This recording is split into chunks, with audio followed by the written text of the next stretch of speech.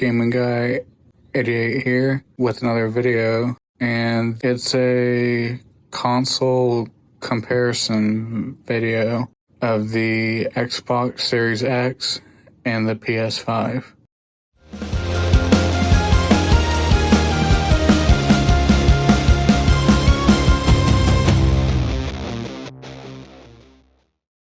Now, both these consoles are very similar. They both came out in the same week in November of 2020, and they both have an SSD, which virtually eliminates load times for games, and they're both capable of 4K at 120 frames per second.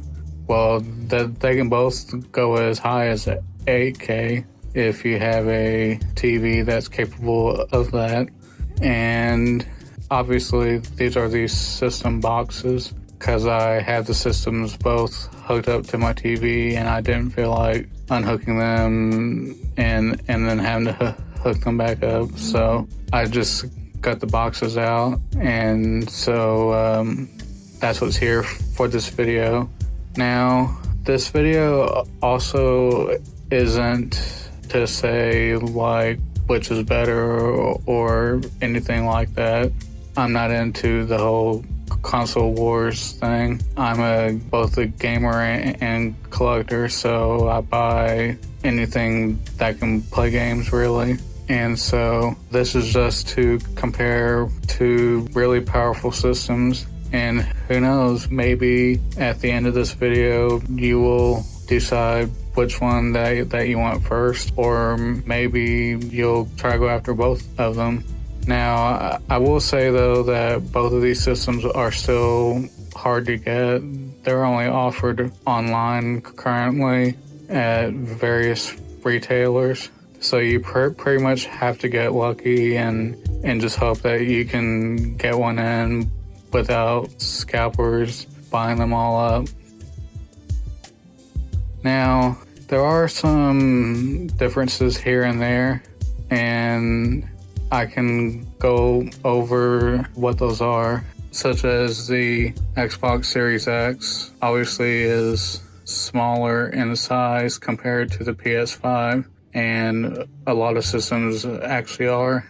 The PS5 is a massive system.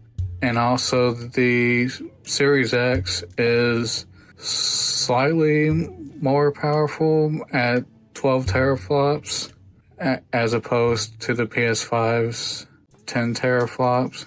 But really, honestly, it's really not that big of a difference, especially when you consider that both consoles offer ray tracing, and like I said earlier, they both have the SSD.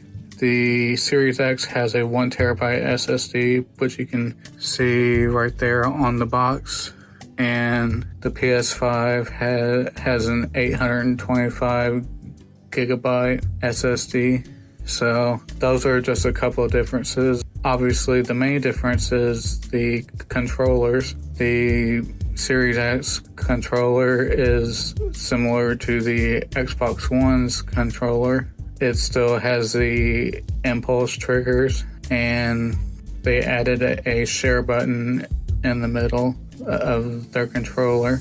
Now, the PS5's controller, it's by far the most advanced PlayStation controller that they've ever made, because it features haptic feedback and adaptive triggers, and because of that, I really like it a whole lot.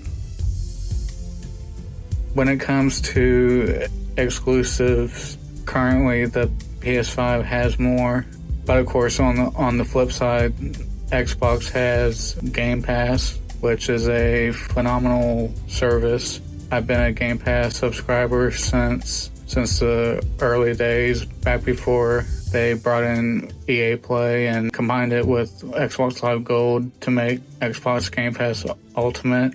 So, which one would I personally recommend to get first? Well, I did get the Series X first, back right before Christmas, and I just recently got the PS5, and that was mostly due to because of how much I like Game Pass and the amount of backwards compatibility that the Series X has with the Xbox One and supported 360 games and original Xbox games.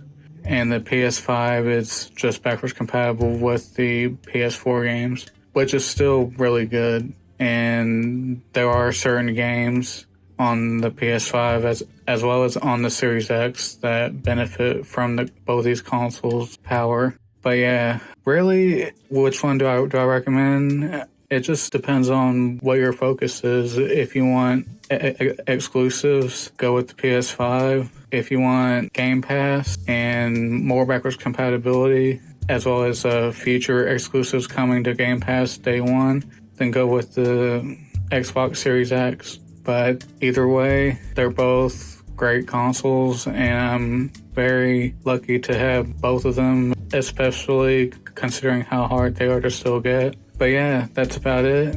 Thanks for watching, and until next time, you all take care.